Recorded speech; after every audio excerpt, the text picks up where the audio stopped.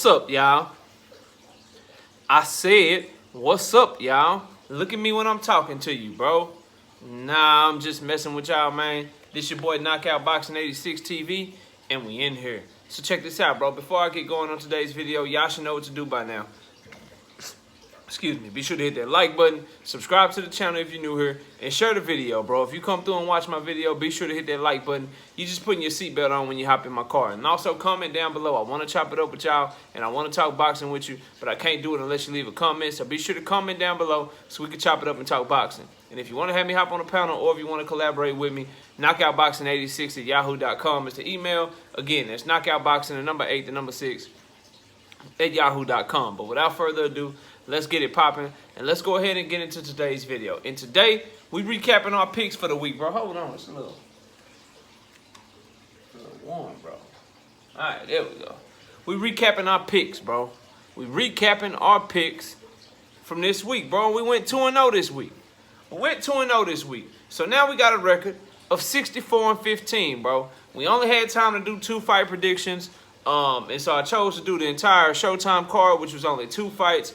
You know, we'll probably do more next week because there's some more boxing going on next week. But definitely wanted to do the 2 big fights and talk about these 2 fighters. So Michel Rivera versus John Fernandez was the first fight we did, and it went how we thought it was gonna go, bro. We told y'all in the prediction video that people gonna be surprised at how well Michel Rivera can box, and he did that, bro. His jab was working, you know, to the body, up top, and that right hand, bro. That right hand was just landing on Fernandez at will. He started off the fight trying to box off the back foot, which I felt like he was still winning the fight that way, but the fight turned. It turned when Rivera started pressing forward on Fernandez and putting his punches together. He started going to the body a little bit better, which I thought he was going to go to the body even more. But his right hand, once he saw he could land that right hand basically at will, because Fernandez, as I told you, that left hand gets low, bro.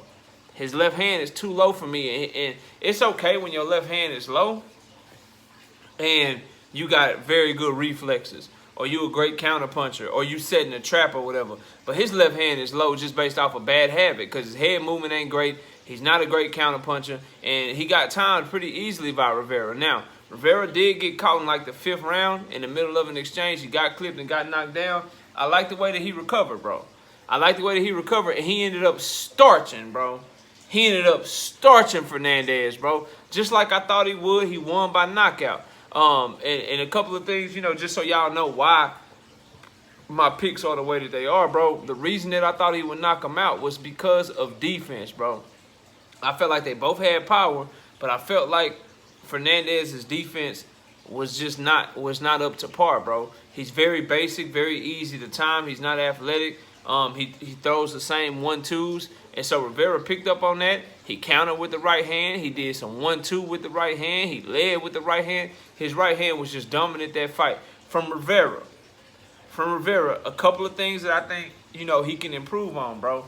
He's very predictable in my opinion, and we're talking about as he moves up in competition. Guys like Fernandez, he'll beat them, bro. He'll beat them, but if he truly wants to be world champion and challenge at that level, bro, he gotta put a little bit more variance to his game, be a little bit more versatile, because about 2 rounds into the fight, I could tell you what he was gonna do. Jab to the body, jab up top, 1-2, left hook. The left hook was either gonna come down to the body or come up top. Or if Fernandez threw a punch at him, he was gonna step to his side, throw an uppercut. Guys that are great with high ring IQs, bro, they are going to pick up on that, and they're gonna time his ass and set traps for him, bro. And he gotta make himself less predictable in that regard. And then also, I want to see the defense cleaned up a little bit. He had no business getting caught by Fernandez if he just showed a little bit more defense, a little bit more patience, and not try to punch in between Fernandez's punches, because you don't want to do that with a guy that got popped. You want to punch when it's advantageous for you. It was already working. He was getting his right hand off, getting defensively responsible. He shouldn't even try to get in exchanges with Fernandez, in my opinion, bro. He should have just kept throwing his right hand, timing his right hand over and over and over and over again. You know what I'm saying? And he eventually caught Fernandez and knocked him out. But overall, from Rivera, a 23-year-old, bro, he the goods, bro. He can fight. He can absolutely fight, bro. So definitely excited to see what's next from him. Really am. So we got that pick right. The second pick that we got right, Chris Colbert by decision, bro. Colbert. I don't know. I've heard his last name pronounced a bunch of different ways, but Chris Colbert, bro. I'm gonna just say how it sounds from now on. Sound and how it's spelled. Chris Colbert, bro. He won. He beat King Tug like we thought he would. If you go back to the prediction video that we dropped, we said that King Tug would struggle with the speed, right? I don't think, still that he's as fast as Gary Russell Jr. is Chris Colbert, but it's very damn close. But he is longer and he is bigger. And so that little bit of discrepancy where Gary Russell Jr. hands might be a little bit faster, that's made up for by the speed and height and length of Chris Colbert. So he won this fight just based off being more athletic, bro. Being more athletic and more talented. And King Tug, he tried to put on a great fight. He lasted the distance like we thought he would, but he was just too small, bro. And he didn't have the tools to deal with Chris Colbert. So Chris Colbert dominated that fight, put on a good performance, and he's on to the next one. Now, the same way that we did with Michel Rivera, I see some holes in Chris Colbert, bro. I see some holes in Chris Colbert, and I'm worried about as he steps up in competition, because the goal for these fighters is to be world champion, right? And to be world champion at 130, you're looking at guys like Oscar Valdez, you're looking at guys like Jamel Herring, you're looking at guys like Shakur Stevenson, Gervonta Tank Davis has the super WBA belt down there. So it's some hitters, bro.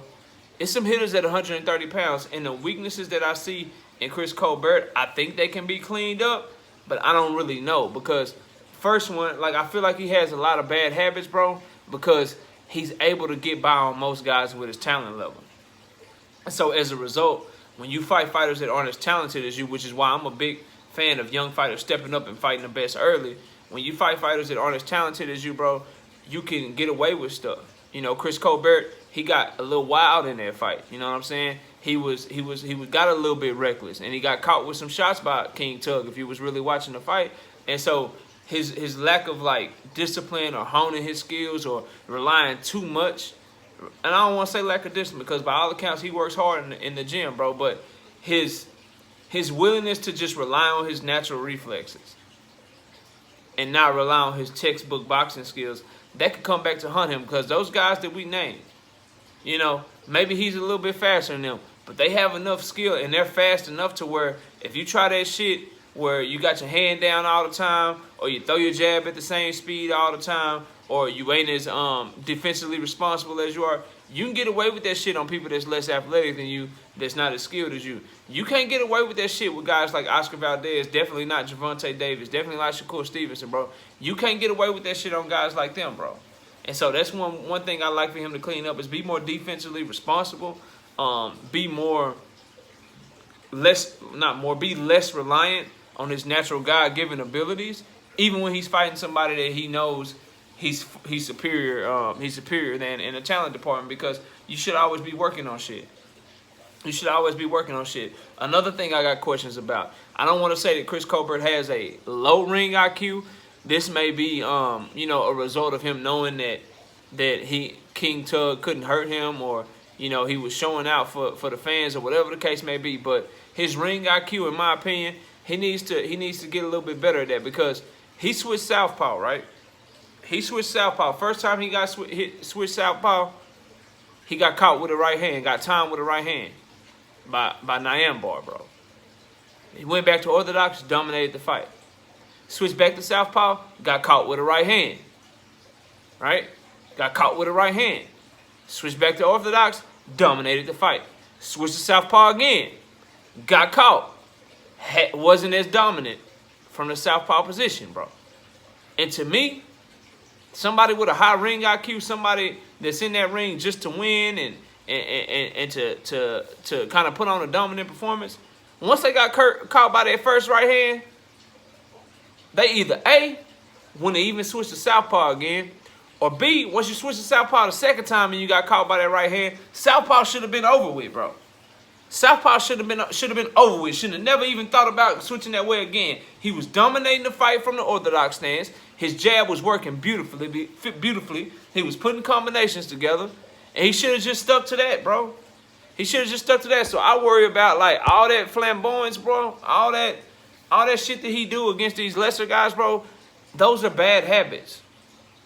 Those are bad habits, and that shit can come back to haunt you as you step up in competition. So maybe he's one of these guys that when he steps up in competition, he'll put on even better performances because he'll be more disciplined and really show us what he has. Or, again, just me observing as a boxing fan, bro, just me looking at it from the outside looking in, it could be bad habits that he's built up over time that come back to bite him when he fights more skilled fighters. So we'll see, because definitely it's time for him to move up, bro.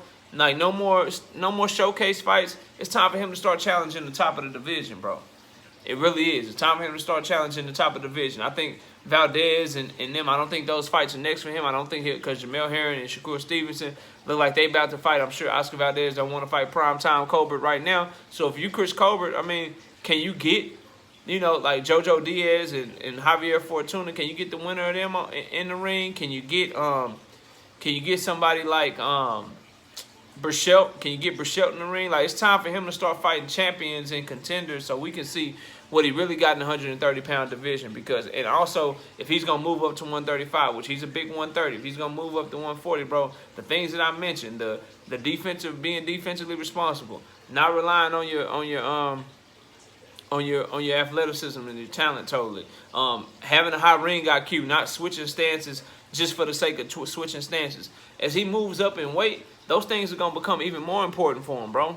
Because it's guys at the top of 130, guys at the top of 135, and definitely guys at the top of 140, bro. The top guys in these divisions, bro, they jumping on that shit. So you got to clean that shit up if you Chris Colbert, bro. But overall, it was a good night of fights.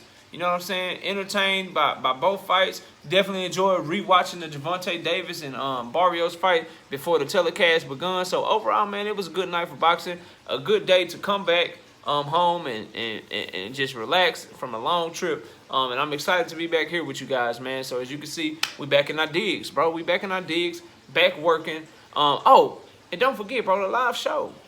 The live show, Wednesday. This Wednesday, bro. July 7th.